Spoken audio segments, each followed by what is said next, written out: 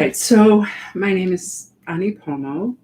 If you don't know me already, I'm a Buddhist nun and the director and resident teacher for Songtsen Gampo Buddhist Center in Lake, which is a suburb of Cleveland, Ohio. Normally we have programs there, but since the pandemic, we are doing everything online. So every Sunday, except the last Sunday of the month, I'm here giving Dharma talks and guided meditation from 10:30 to 11:30 a.m. Last Sunday of every month, we have Zoom family meditation with Michelle. So newsletter, link to the newsletter is below. So if you want to have a look, that's the best thing to do, is to sign up for the newsletter to know what's happening and when.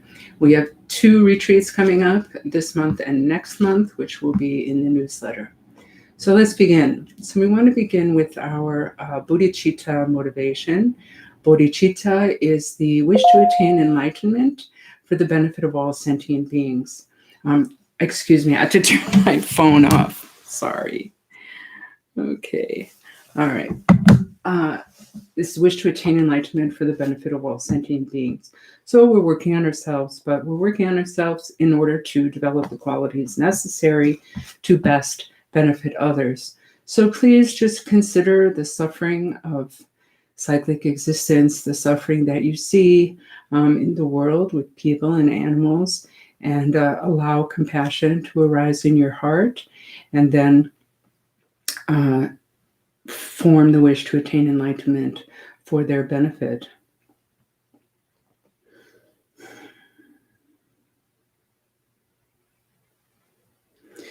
And then I just want to mention our teachers and turn our mind towards that direction also.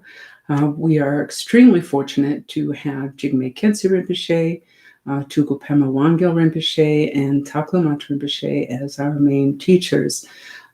They are extraordinary and kind and the very embodiment of wisdom and compassion. So we just like to think of them before any teachings or meditation, to ask for their blessings if you're comfortable doing that, and so that we understand the teachings and put them into practice in the best way possible. All right, so this is part of a series called The 4 Mind Changes. This is part 2, Impermanence. So the 4 mind changes are 4 thoughts. Sometimes it's called the 4 thoughts that turn the mind towards the Dharma. So these are 4 thoughts that help us to want to practice, okay? Which I find very interesting, right? Because we have a tendency in the West to think that in the Buddhist time it was so easy, and now it's really difficult because we have, so much more stress and we're so much more distractions and we're so much busier and so forth. But really, this kind of teaching shows that people have always been like that. People have always resisted practicing, right? So because of our habits, because of our ignorance, and so forth. So these 4 thoughts are meant to make us want to practice, essentially, okay?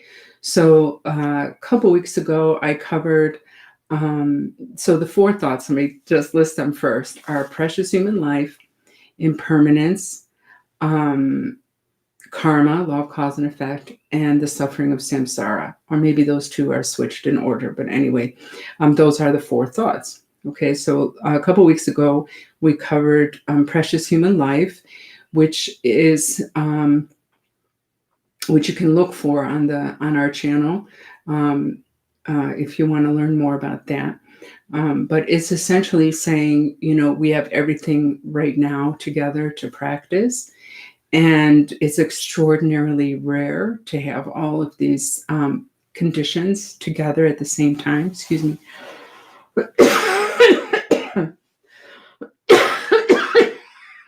Pardon me. So we should use it. That's the point there, to remember this great good fortune that we have and to use it, to want to use it. So we want to get our butts on the cushion. Okay. So today we're talking about impermanence. So really, when in Tibetan Buddhism, they mention impermanence. They really mean death and impermanence. Okay, it's not just the impermanence of the seasons or the impermanence of furniture or something like that. Okay, it's we are meant to contemplate the fact that we are going to die. All right, so why do we want to think about that? Who wants to think about that, right? Well, the reason we want to think about that in relation to the four thoughts is to realize that this life is very short. We have a precious human life, which we talked about before, and we don't know how long it's going to last. Okay, we all have a tendency to think death is very far away. Maybe when we're 98 and we'll just die peacefully at home in our bed, surrounded by a loving family. This is what unconsciously or subconsciously most of us think. Okay, but in reality, any of us can die at any time, right? No matter how young we are, no matter how healthy we are, no matter how good we are, no matter how famous we are, whatever, every one of us is going to die. Okay, and it's very important in relation to the Dharma for a few reasons. Okay, one is what I just said. So we realize we have a precious human life. We understand at the same time this life is very short. It's very short. Okay, trees live longer than us. Tortoises live longer than us. Okay, lots of animals and things live longer than us, right? Sometimes, like, our garbage lives longer than us. So it's really weird, okay? And we don't know. Even if we live to, the average, whatever it is now, 72 or something, even if we live to that age, we're still going to die, all right? So we don't know, like, what we know is that death is certain, okay? But we don't know when it's going to happen or how it's going to happen, all right? So we might be sitting here feeling like, oh, tomorrow I'm going to do this, next day I'm going to do this, next month, next year. There's no guarantee that we'll make it till tomorrow, all right? So we need to practice, okay? We need to practice to use the precious time that we have, and we need to practice so that we're prepared for death, because this is a really important moment in a practitioner's life, because at that moment of death, we really have an incredible opportunity to attain enlightenment at that time, because we're no longer distracted by the body. We're no longer sort of held by the body, okay? What happens is the subtle consciousness gathers in the heart center, and at that point, we can meditate there and attain realization. So it's important for that reason. It's also important because there's this thing called the Bardo, okay, which I don't know who's watching, so maybe maybe I'm boring you. I have no idea. But anyway, there's this thing called the Bardo, okay? And when we say the Bardo, we're talking about, Bardo just means in between, okay? So the Bardo is the moment between this life and the next life. When our consciousness leaves our body, it normally goes to this, or experiences, let's say, because it's not a place, experiences something called the Bardo, all right? And that period of time usually lasts 49 days. This is the average, 49 days, 49 of our human days, okay? So, excuse me, pardon me. So during that time, it's typically a very frightening and difficult time for most beings. It's rather hard, okay? There's a lot of, it's very loud. There's a lot of sounds. We feel a lot of fear. We feel like, sort of demons are chasing us, not demons, but sort of monsters, let's say, are chasing us. And, it's really, really difficult, okay? So, but if we're a practitioner and we've practiced our whole life, then at that point, it's much easier for us to realize the truth of that situation, which is that it's not real. It's like a dream. It's like a sort of nightmare. And if we can realize that, then we have no problem, okay? And at that point, either. We have a chance throughout the Bardo to again attain enlightenment. Okay, if you're familiar, there's a book called the Tibetan Book of the Dead that was written a long time ago, and it's actually called in Tibetan the Bardo Tudrel. Bardo, what I just said, Tu is hearing, and Drel is liberation.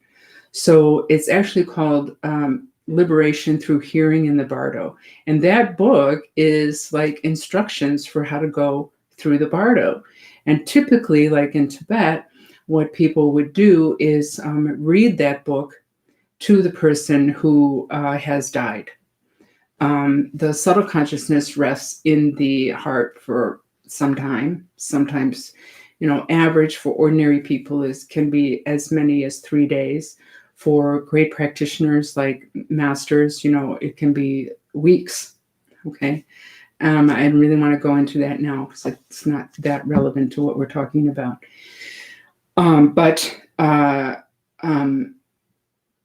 So that's what the Tibetan Book of the Dead is about. Okay. It's about, hey, now you're going to be here.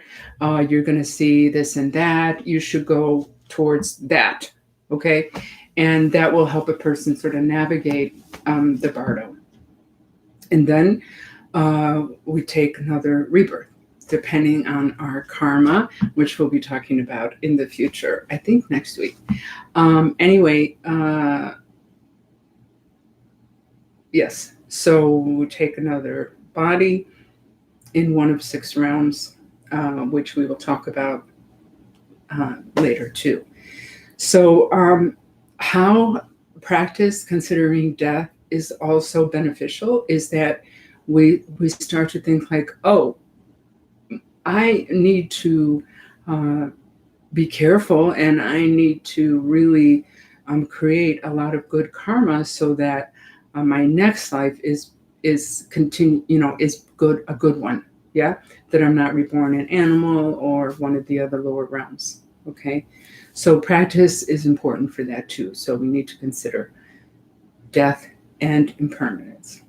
All right. Another really helpful thing with contemplating impermanence, actually, and I did talk about this. You'll see on our page. There's another video just on impermanence, which is different than what I'm saying now. But anyway, one of the things about contemplating impermanence, which the Buddha said is the king of all practices, which is kind of surprising, right? But the benefit of that is manyfold. All right. One is that we actually suffer less if we understand that things are impermanent. All right. To understand impermanence is not difficult. It's not a big, philosophical concept. Okay. It's just everything is impermanent. And if you look around the room where you are right now, the very building or house that you're in, that is impermanent. That's crumbling all the time, bit by bit, right? We don't always see it. If you own a house, you know very well all about impermanence, right? You need to fix your roof. You need to take care of the yard. You need to, patch things up. You got to fix things. Imagine leaving your house untouched. You don't do anything. In a year, what would that look like, right? Your grass would be totally overgrown. You might have vines crawling in the windows. You might have broken windows from a tree might fall on it, right? It would just almost disintegrate. Okay, after a lot of time, it would definitely disintegrate, right? So, and then we think about our bodies. Our bodies aren't really impermanent. They're in constant motion, yeah? The breathing, the cell generation, the blood flowing, and then our mind is impermanent too. Every day we change our mind about something, we learn, we, lose ideas or memories, right?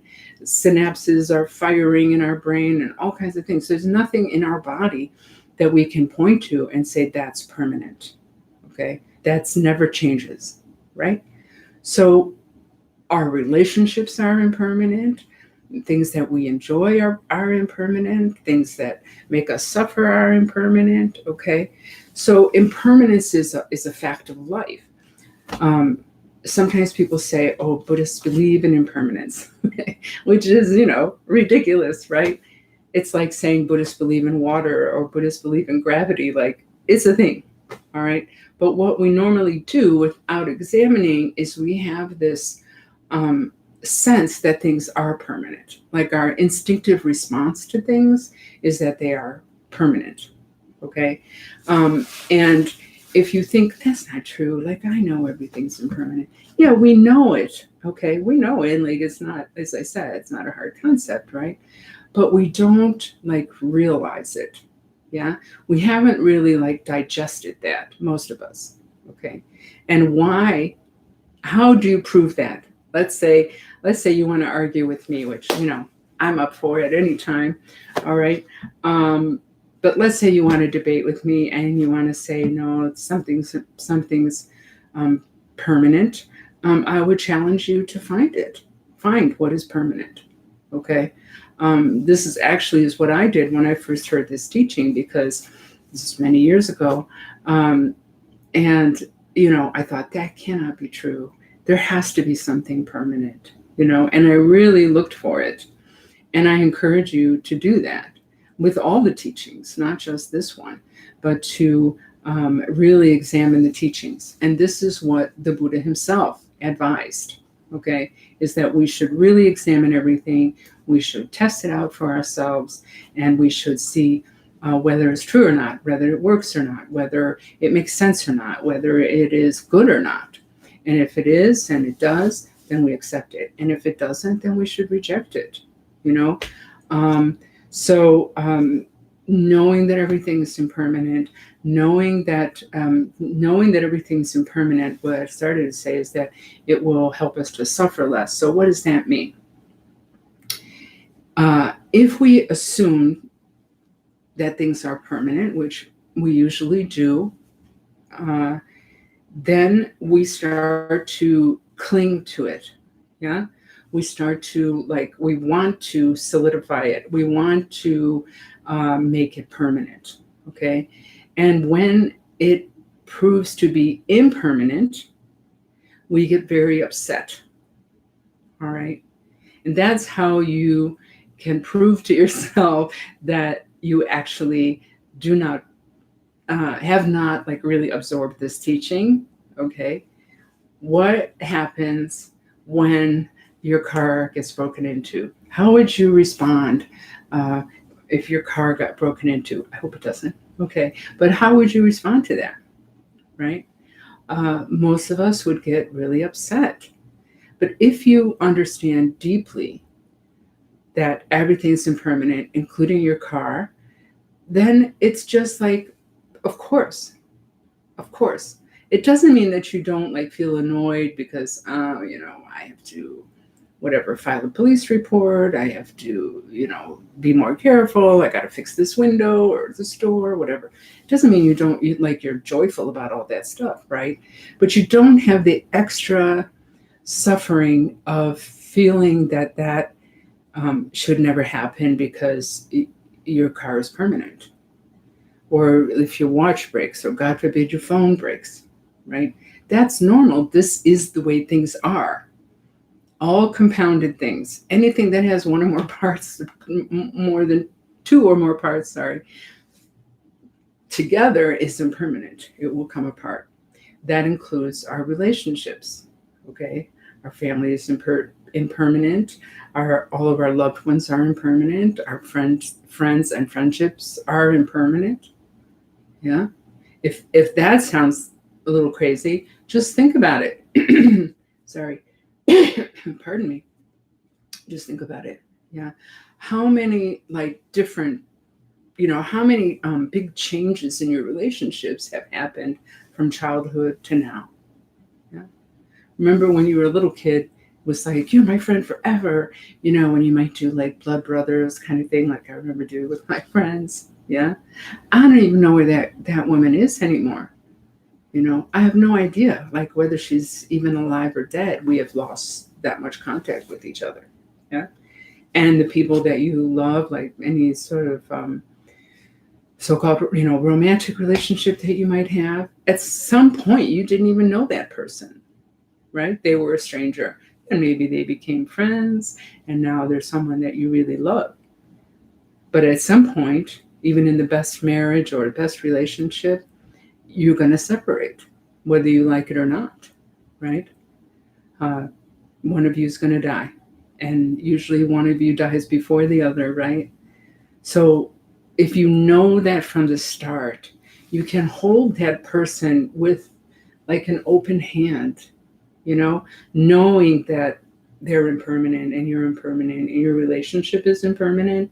So imagine like if you are sort of holding that relationship in a really open way, then it's so much more free and it's so much more like enjoyable than if you're grasping onto that person, right? A lot of the problems in relationships are because we're grasping onto the other person. We don't want them to change. We want them to meet our expectations. We do want them to change. A lot of times people do that. Yeah. Oh, I know they'll change, or I'll make them change. No. Right. So if we're holding this person that we love with an open hand, without grasping, how much nicer is that for everyone, for you, for your partner? Yeah. I like this example that I often give of, understanding impermanence, that you could die at any moment, your loved one could die at any moment, right? So rather than waking up next to them after many years together and sort of thinking to yourself, oh, you again, I'm tired of seeing this person's face. You wake up next to them and go, you again, like they're still alive. How wonderful, right? So impermanence, understanding impermanence really reduces our suffering, actually, because we're in line with reality. If we're butting heads with reality, that's naturally suffering, okay? If I want to, if I expect myself to be 25 years old again, and I'm really upset that I'm not 25 years old, it's useless suffering because it's not the reality. Okay. Or I want there to be snow outside because I really like the snow and I want to build a snow woman, right? Then, why is it 80 degrees, man? And it's stupid, right? It's July in Cleveland. It's going to be hot. There isn't going to be snow here. Okay. So just understanding impermanence, being like more in line with reality, can really help us to suffer less. All right.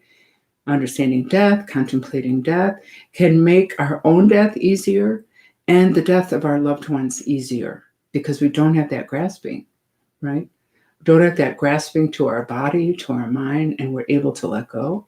And we don't have that grasping to the other person where we don't want to lose them, okay? And if we are like that when someone is dying, it's really not a good idea, okay? It makes you suffer less, and it really makes them suffer less because they can't help it suffer more. Sorry. It makes you suffer more and them suffer more because they can't do anything about it. They're dying, So if we're sitting next to them going, please don't go, it just hurts them, okay? So we contemplate death. We contemplate impermanence, and we do it every day. These 4 thoughts are something that we do every day, typically. All right. And that goes in. It really does. It goes in. And then we start to relate to the world in a more relaxed way and with less grasping. We're able to let go more, just like hold life with that open hand that I was talking about earlier. Okay. So knowing that everything's impermanent, knowing that we're going to die, but we don't know when and we don't know how, that really helps to make us want to practice. Okay. We really want to practice. We want to absorb and digest this truth of impermanence. Okay. We want to understand and really believe, because it's really hard to believe it actually, that we could die at any moment. Yeah. Like last night I had a bad fall in my bedroom. I don't know, I just tripped over something and I was in a narrow space and I couldn't catch myself and I just fell. Well, I live alone, except for my dog, who didn't come. But, and I thought at that moment, if I had hit my head, this could have been my death, right? And I'm not ready. And I'm not ready, frankly, honestly. That's why I say, like, I know how hard it is. I've been doing this for a long time. And to transform that habit of believing that we're impermanent, things are impermanent, is really difficult. So practicing that every day, studying that every day is really helpful and does turn our mind towards the Dharma. Okay? Ouch! That's right. Okay? Right? So we need to do this. It is the second thought that turns the mind towards the Dharma. All right? So now we're going to do some meditation. Okay? So if you are sitting in a chair, wait. Hold on. I want to explain a little bit first. So we're going to do mindfulness of breathing meditation. And what that is we just focus on the breath and we just here towards the tip of the nose, and we let our thoughts come and go without engaging in the thoughts. Okay? So what that means is we're sitting here, we're, breathing, and thought arises, I don't know, summer. It's summer. Okay?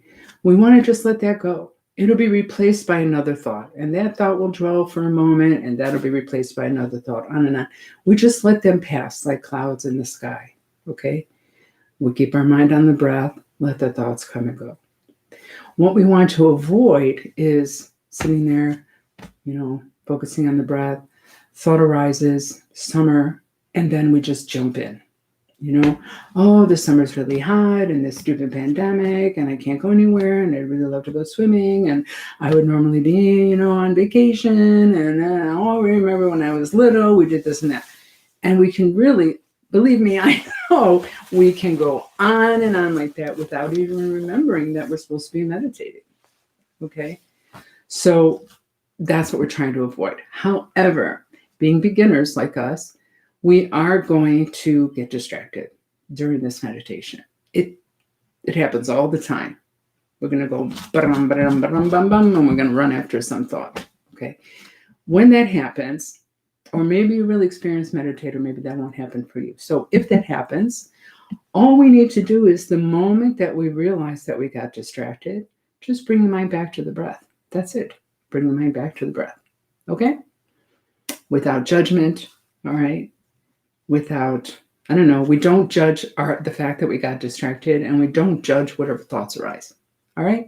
So that's it. Just bring the mind back to the breath. Bring the mind back to the breath. Okay? That's the practice. Getting distracted and bringing the mind back. That's it. This practice is helping us to develop our awareness more. We have that awareness. We're not introducing awareness, okay? We have totally the capacity to be aware.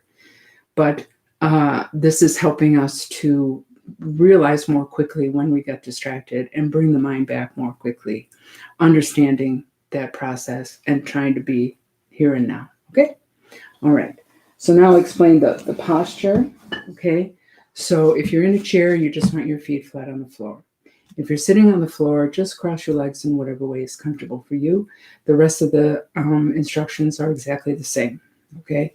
So your hand should be either palms down on your knees or palms up like that in your lap, or with your fingers on top of each other and your thumbs crossing like that, but in your lap, okay? Arms are relaxed, not out, not in, okay? The back is straight. So you see what happened when I did that? I was sitting like this, and then I went like this. Okay, so you see how the chin tucks down a little bit because the back of your neck is also straight. This is really the most important thing, okay? So if you don't do nothing else, at least keep the back straight. All right. Sometimes I like to do that. Just roll my shoulders back. It sort of opens up the chest. Okay. The mouth is closed but relaxed. Breathing through the nose. Ideally, the eyes should be open, looking down about halfway. So if you just look straight ahead and then you just drop your eyes a little bit, that's a good, comfortable lowered gaze. All right. Okay. So then you just keep your mind on the sensation of the breath coming in and out of your nose and try to keep it there. Let the thoughts come and go. Okay? All right, here we go.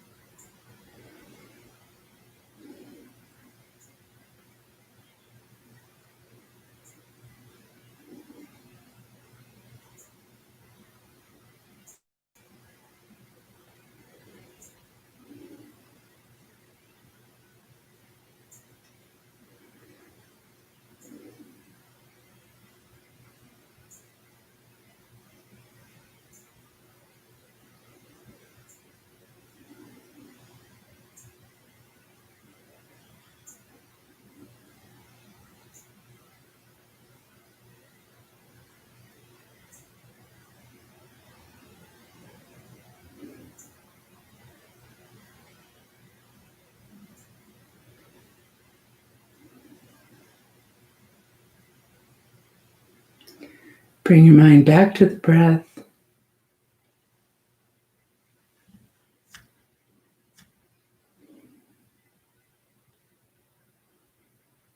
Just completely relax in your body and your mind, being in the same place.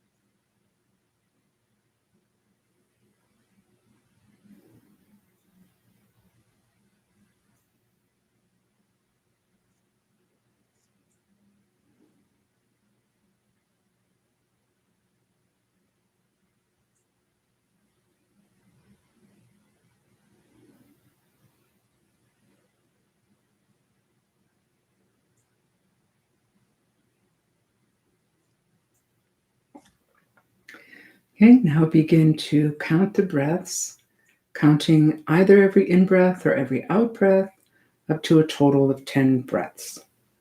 So counting helps us to realize more quickly if we've gotten distracted, okay?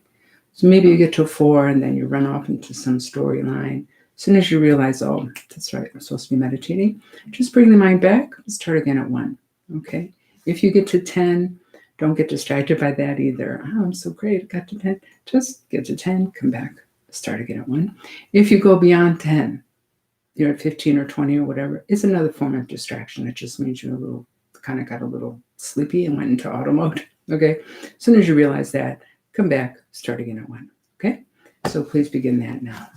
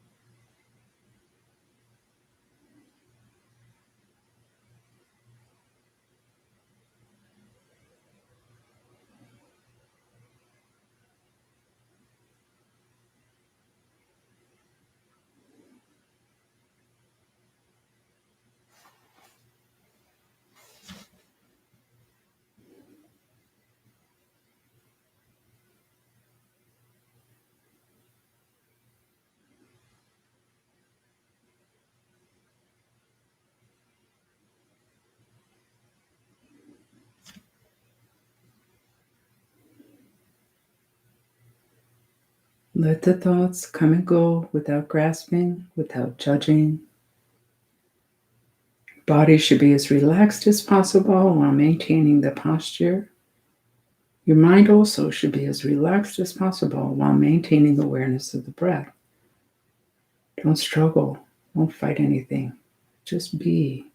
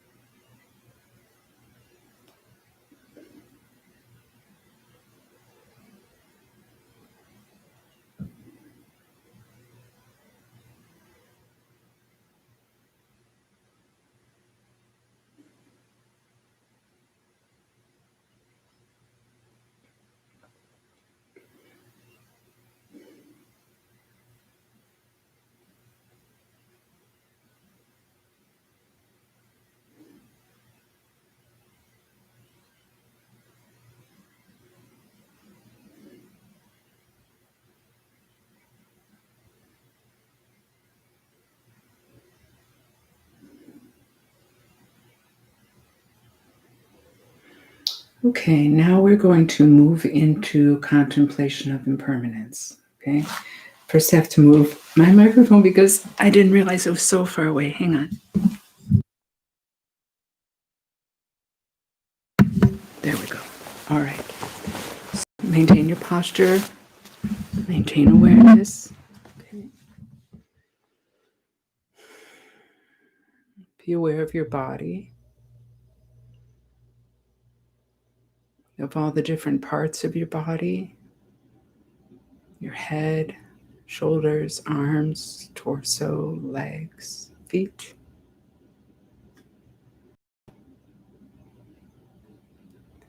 And consider all the moving things in your body, how your blood is circulating, your heart is pumping, you're breathing in and out, your nerves are doing whatever they do, synapsing or whatever they do, right? You're blinking, your brain is working, everything is in motion. You're digesting, okay? And each of those parts in your body, including your skin and your bones, is changing every second, every millisecond. You're aging, we're aging every millisecond, a little bit closer to death. And then each of those parts are made of molecules and atoms whizzing around.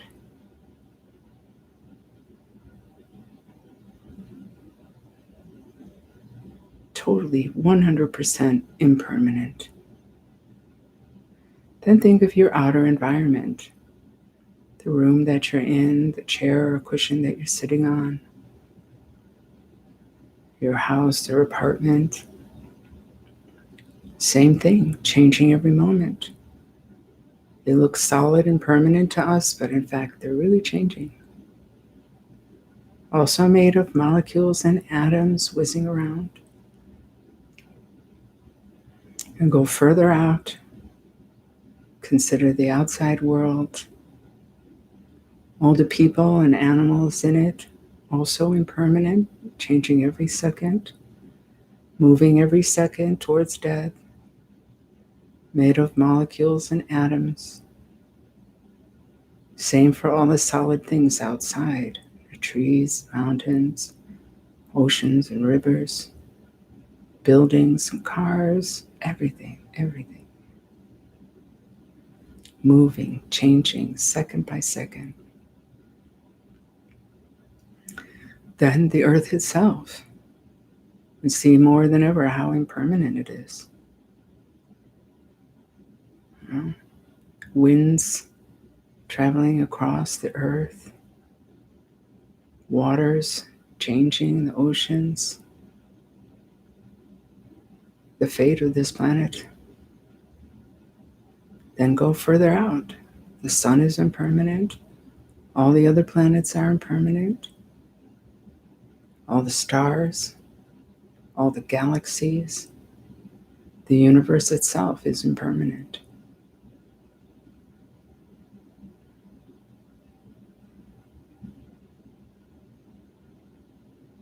Within that, think again of yourself, of your body, your mind, that combination. And if everything is impermanent, even the universe itself, you also are impermanent. Life is ebbing away every moment. And one day, you don't know when, if I ask you the question, do you know when you're going to die? You have to say no. Life itself, your life is impermanent. One day, you will die. The body will dissolve. Your friends and loved ones will dispose of it somehow. Your mind will, your consciousness will leave this body. and go on into the Bardo, and then into the next life. What use is there to cling to yourself, to your body, to this life, to others? What use is it to grasp after them, hoping against hope that they are permanent? Since death is inevitable and a real truth, the best we can do is to prepare for it. To prepare spiritually through the practice, mentally through studying, and practically by creating all the documents that we need when we're going to die, to make it really easy for our loved ones. To make a will, to make a living will, to discuss with your loved ones what it is that you want, to decide where you want your material possessions to go. All of those things can really, really help you to have peace of mind at the moment of your death and after, and for your loved ones to not have to wonder with every object they pick up, what would she want, or what would he want? Or I wonder what they want to be done with their body. You should tell them, prepare it. Contemplate the fact that you will die. Your body will stop functioning. Your heart will stop. Your breath will stop. Your circulation will stop. And your consciousness will leave the body. At that point, the body is like it is an inanimate object at that point. Just a mass of flesh and bones.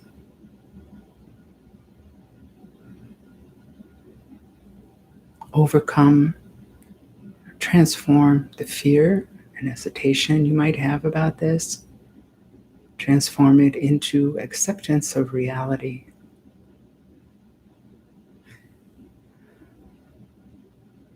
And then know, because of that truth, that you really need to practice the Dharma. That is the best way to help yourself and others. And really the most meaningful thing that you can do in this life to attain enlightenment for the benefit of all sentient beings. So let's just sit with that for a moment.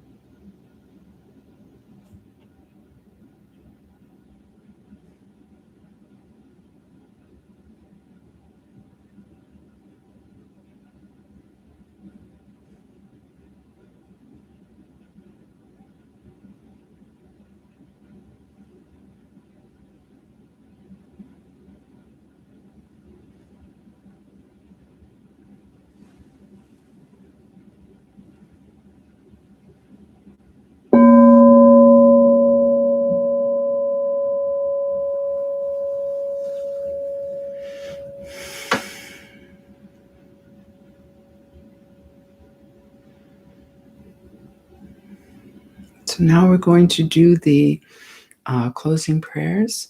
So the link for that, if you don't already have the prayers, the link is in the description below. Okay, so I'm going to pull it up for myself. Here we go. And we're going to say the long life prayers for our lamas too, for this one. This one's for the Dalai Lama. Kanri wawe kowe shinkam su. I'm sorry. Excuse me. Pendan dewa malu juene chenre ziyuan tenzing yam so ye Shabega Gaba Tu Tengyu Shik. Now for Jigme Cancer Rinpoche. I'm sorry, I think I have allergies. Om Swasti Jigme Rabjam Seya Chinlab Ki Kense Duka Lunzin Nudan Chok Sabsum Mishi Doje Ta Tenchin Tender Mempe Trinle Tashin Sho. Now for Pema Wangyo Rinpoche. Om Swasti Tselai Gyamsa Chinlab Tenjun Le Lunzin Taksei Gyuju Pema Wang Sangsum Nadre Gyalpo Tadene Labchen Tende Shetan Tage Sho.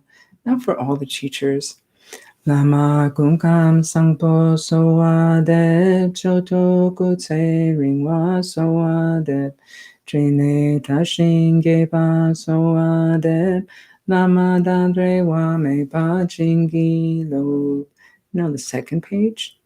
So this one, I want to explain. Well, no, I'm not going to explain. I explained in other videos if you want to know the explanation. This one will say once in English and once in Tibetan, and the rest will say just in English, and then we'll say the 100-syllable mantra. Okay. By this merit, may all attain omniscience, may defeat the enemy wrongdoing. From the stormy waves of birth, old age, sickness, and death, from the ocean of cyclic existence, may I free all beings. Sonam di tamche sikpani, chomne nye pedranam pamche shing, kegana chi balon trupayi, sibe sole droa sho.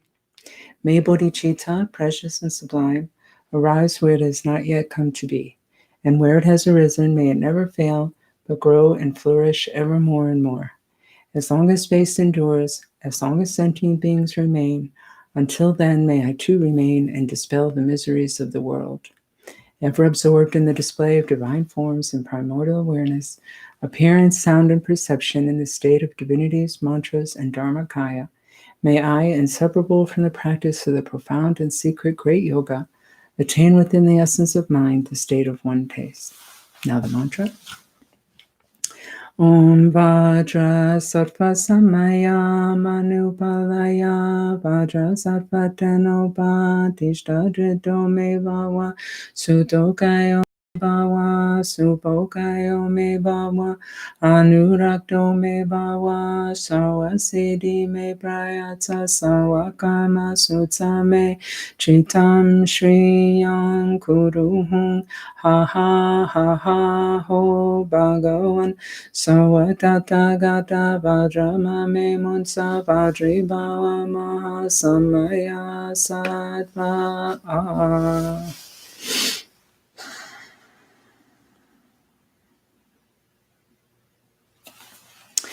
Okay, now if you have any questions, so put them in the chat and I'll do my best to answer them. Please know I don't wait long, so if you want to do that, now's your chance.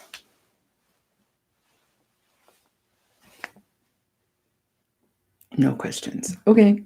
So thank you so much for joining me this morning. I really appreciate having you. And please sign up for the newsletter if you haven't already, so you know what's going on with retreats and other classes and things like that. Okay? All right. Thank you. Okay. Bye-bye. Stay safe. Okay? Wear your mask. All right. Bye-bye.